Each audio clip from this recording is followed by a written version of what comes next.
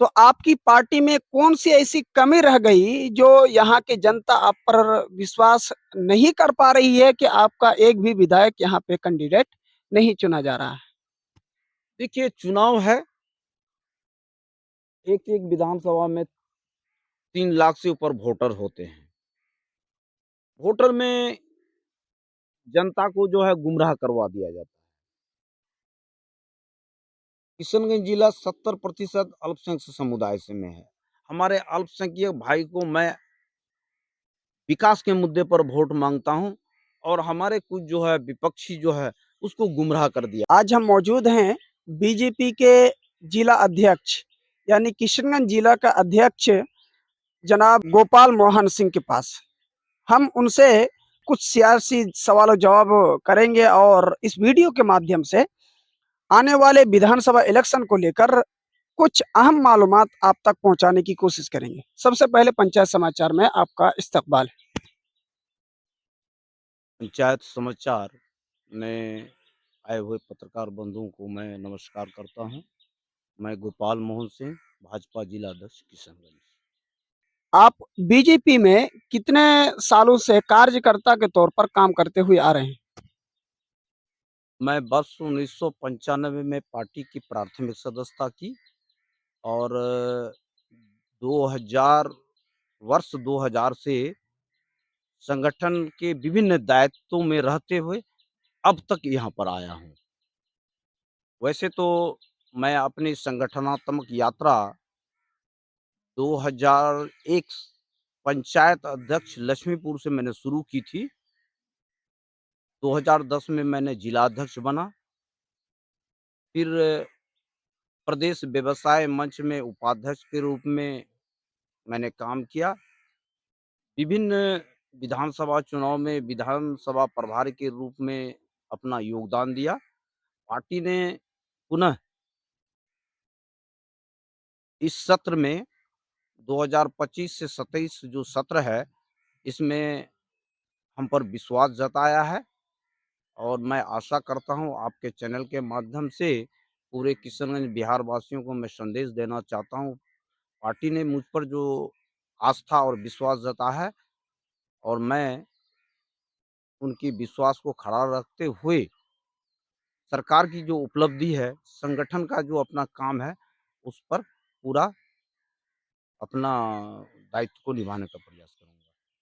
Sir, एक अहम सवाल ये है कि ये गुमनाम जगह है, ये बैकवर्ड जगह है और इस जगह से आपकी सोच में ये कैसे पैदा हुई कि हमको बीजेपी के लिए काम करना है एक सियासी तौर पर? देखिए, भारतीय जनता पार्टी कार्यकर्ताओं की पार्टी है और ये पार्टी ऐसी पार्टी है, यहाँ धन और बल नहीं देखा जाता है। आपके अंदर में कर्तव्य बोध है, तो पार्टी आपको ज़मीन से ले आके ऊँचाई तक पहुँचा सकता है। हमारी पार्टी में एक कहावत है कि एक पोस्टर चिपकाने वाले को भी जो है, वो राष्ट्रीय अध्यक्ष बनते हैं। मैंने काम किया, पार्टी जो है हमारी माँ के समान है, मैं इसका सेवा कर रहा हूँ और पार्टी को लगा कि गोपाल जी को अगर पुनः जिला अध्यक्ष का दायित्व देता हूँ, तो किशनगंज जिला 4 विधानसभा जो है, वो बेहतर रिज़ल्ट देने में काम करेगा। मैं एक सवाल आपसे भी करता हूँ, आप पत्रकार बंधु हैं, अपने के अपने लक्ष्मीपुर पंचायत में से राष्ट्रीय पार्टी के जिलाध्यक्ष दूसरी बार पार्टी ने विश्वास जताया। क्या आप खुश नहीं हैं इससे? बिल्कुल सर, हम खुश हुए इसी वजह से सुन कर के हमें ऐसा लगा कि इस नज़ारा को हम वीडियो में कैप्चर करें और लोगों तक पहुँचाएँ कि हमारे लिए खुशनसीबी है कि हमारे इलाके से इतनी बड़ी पार्टी के जिला अध्यक्ष अगर बने, तो ये हमारे लिए खुशकिस्मती है। ये सौभाग्य है लक्ष्मीपुर वासियों का, दिघल बैंक वासियों का। दिघल बैंक में जो है 2-2 बार जिलाध्यक्ष नेतृत्व करने का अवसर प्राप्त हुआ है और मैं आपके चैनल के माध्यम से अपने लक्ष्मीपुर वासी सहित पूरे दिघल बैंक वासियों से मैं आह्वान करता हूँ, आइए, पार्टी ने मुझ पर विश्वास जताया है, आप सब मार्गदर्शन दीजिए, सहयोग कीजिए, ताकि जिस विश्वास के साथ पार्टी ने मुझे अपना पद दिया है, उस पर मैं खड़ा हो सकूँ। जब आप जिला अध्यक्ष हैं तो और आपकी पार्टी की अभी सरकार है, बिहार में भी और गवर्नमेंट में भी। तो हम आपको आपसे विकास के ताल्लुक से कुछ सवाल करेंगे। सबसे पहले हम सवाल करना चाहेंगे कि कहा जाता है, जनता कह रही है या खासकर हमारे सीमांचल वासी कह रहे हैं कि बीजेपी पार्टी सिर्फ शहरों की पार्टी है, ये देहातों में और गांव ग्रामीण में काम नहीं करती। इस पर आपकी क्या राय?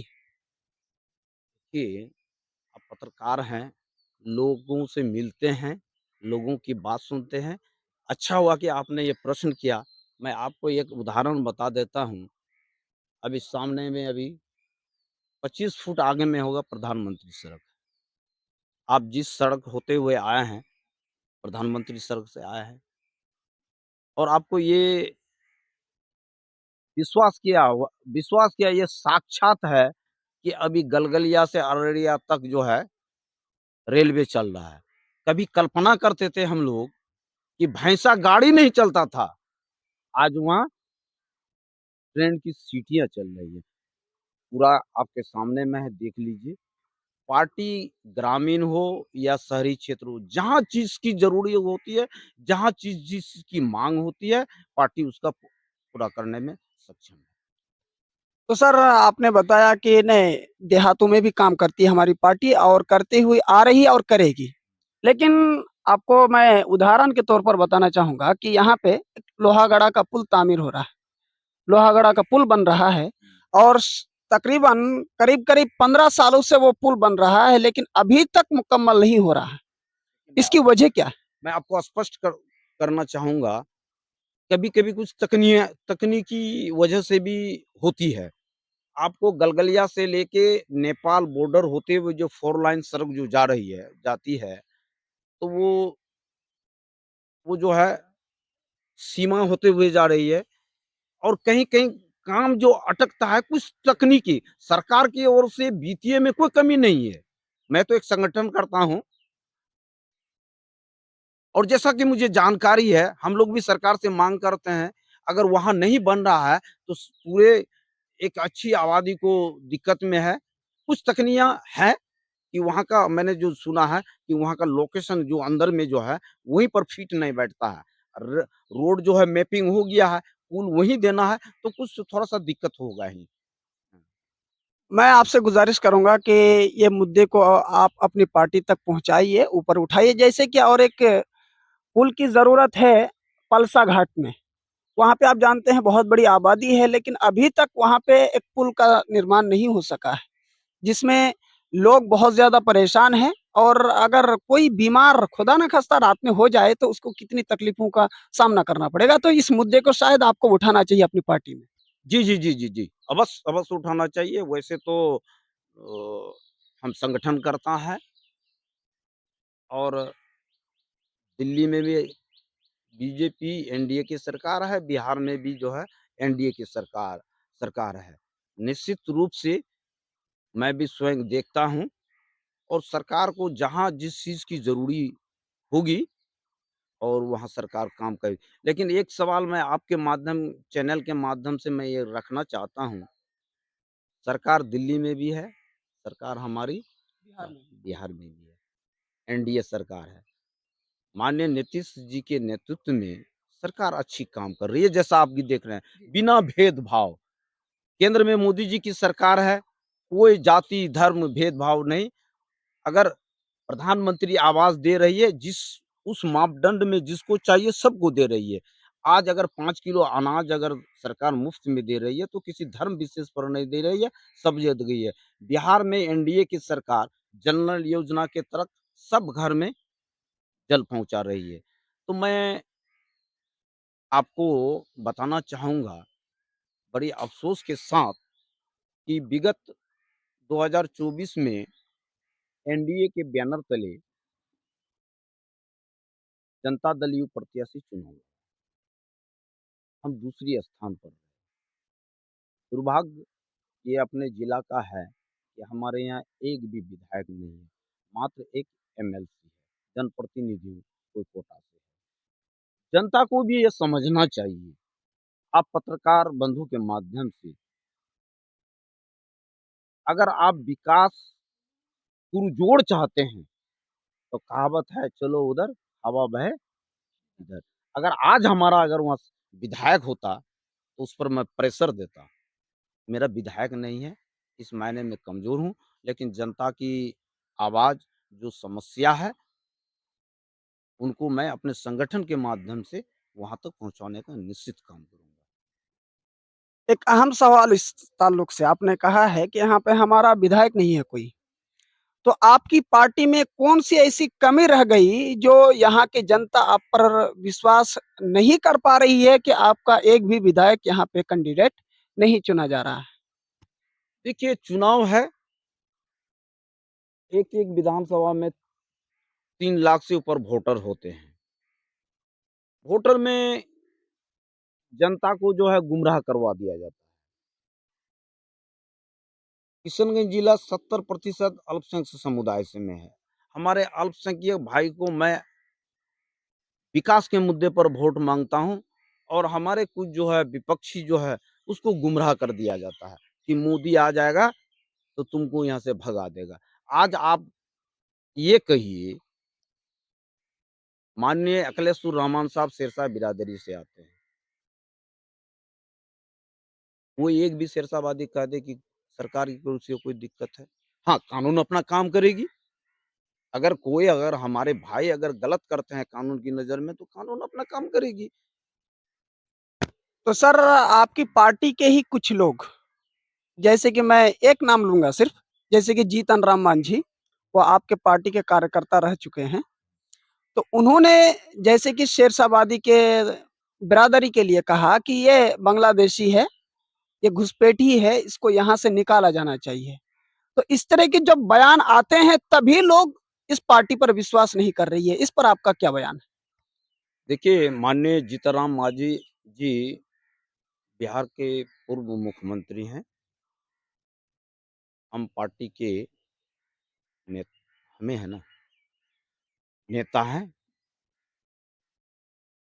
उनका बिहार के विकास के लिए बहुत अहम योगदान है। मैंने भी उस वीडियो को देखा है। उन्होंने खंडन भी किया है, उनके प्रवक्ता और हमारे साथी जो उनके जिला अध्यक्ष हैं, उन्होंने इस बात का भी खंडन किया है कि उन्होंने ये नहीं कहा है, उसको तोड़-मरोड़ करके पेश किया गया है, जनता के बदनाम करने के चलते ऐसा किया गया है। हमारे वो बहुत सूझबूझ वाले आदमी हैं, इस तरह का बयान वो नहीं किया, उन्होंने खंडन किया, उसके जिला अध्यक्ष जी ने भी इस बयान को खंडन। आपकी पार्टी ने जबकि आपकी पार्टी की सरकार है, आपकी पार्टी ने शिक्षा, स्वास्थ्य और विकास पर यानी सड़क, पुल पर कुछ अहम काम जिसे आप लोगों तक अपनी आवाज़ पहुँचाना चाहेंगे? देखिए, सरकार जन-जन तक सुविधा मुहैया कराने के लिए कृत संकल्प है। बड़ी सौभाग्य की बात है कि हमारे बिहार के माननीय मुख्यमंत्री जी नीतीश कुमार जी 24 गुना 7 यानी कि चौबीसों घंटे जनता के कल्याण के लिए काम करते हैं। डिप्टी सीएम के रूप में माननीय सम्राट चौधरी जी, माननीय विजय सिन्हा जी तत्पर हैं और संगठनकर्ता के रूप में जो है बिहार को, भारतीय जनता पार्टी को एक बहुत अच्छा जो है साफ-सुथरा व्यक्तिगत छवि जो है डॉक्टर दिलीप जायसवाल जी जो विधान पार्षद हैं उनको मिला है।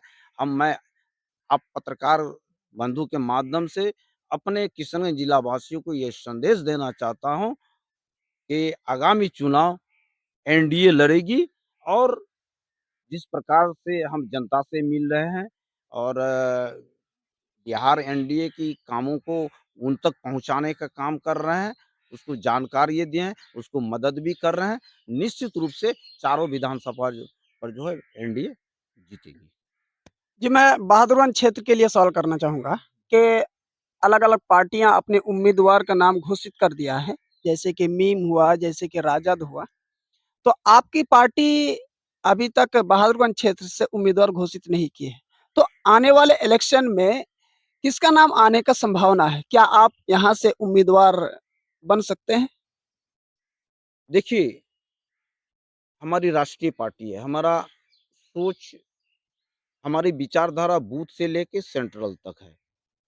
बीजेपी में दायित्व का बोध होता है। आपका प्रश्न है कि हम कार्यकर्ता जो है बूथ स्तर से लेके ऊपर तक हम चौबीसों घंटा काम करते हैं। एनडीए चुनाव लड़ेगी। एनडीए में किस दल में इ इ 5 दल है, किसके कोटा में ये सीट जाएगा, ये अभी तो शीर्ष नेतृत्व करेंगे और जिसके भी और जो ये जिस घटक दल के भी तरफ जो ये सीट जाएगा, हमारा शीर्ष नेतृत्व जो है, वो तय करेगा और हम सभी जो है जिताऊ कैंडिडेट को ही वोट देंगे, टिकट देंगे। सर एक आखिरी सवाल कि अभी एनडीए की तरफ से मुख्यमंत्री का चेहरा अभी नीतीश कुमार जी हैं। अभी देखा जा रहा है कि राष्ट्रीय गान चल रहा है, वो ताली बजाने लगते हैं, किसी मातम में जाते हैं, वो ताली बजाने लगते हैं, जाने लगते हैं, यानी इन सब की वो परवाह किए बगैर वो अपने धुन में मगन हैं। लोग कहते हैं कि ये मुख्यमंत्री के चेहरे के तौर पर अभी नहीं रह सके, मतलब वो आने वाले इलेक्शन में हो सकता है मुख्यमंत्री का चेहरा ना बने। तो इस पर आप क्या कहना चाहेंगे? देखिए, ये प्रश्न जो है ना बहुत हाई लेवल का किया। माननीय नीतीश कुमार जी जो है स्वस्थ हैं। बिहार की जनता 14 करोड़ जनता के लिए काम कर रहे हैं और जैसा कि किसी आपने प्रश्न किया कि जाना, तो एक सभा में जब जाते हैं, एक राजनीतिक का जो होता है, वो वहाँ उस तरह से पेश आते हैं, सबको संदेश देते हैं, गार्जियन के रूप में हम सबों के बीच में अब सबको लेके चलने का प्रयास कर रहे हैं। जी नाज़रीन, जैसे कि आपने सुना हमारे साथ गोपाल जी बीजेपी के जिला अध्यक्ष हैं और आने वाले इलेक्शन में ये बीजेपी के जिला अध्यक्ष के तौर पर काम करेंगे और उनसे हमने मुलाकात कर इस वीडियो के माध्यम से विकास और इलेक्शन को लेकर कुछ जानकारी आप तक पहुंचाने की कोशिश की। इस तरह के खबरों के लिए आपसे गुजारिश है कि हमारे चैनल को ज़रूर सब्सक्राइब करें और आप अपनी राय अगर कुछ सवाल करना चाहते हैं गोपाल जी से तो कमेंट्स के ज़रिए से ज़रूर सवाल करें।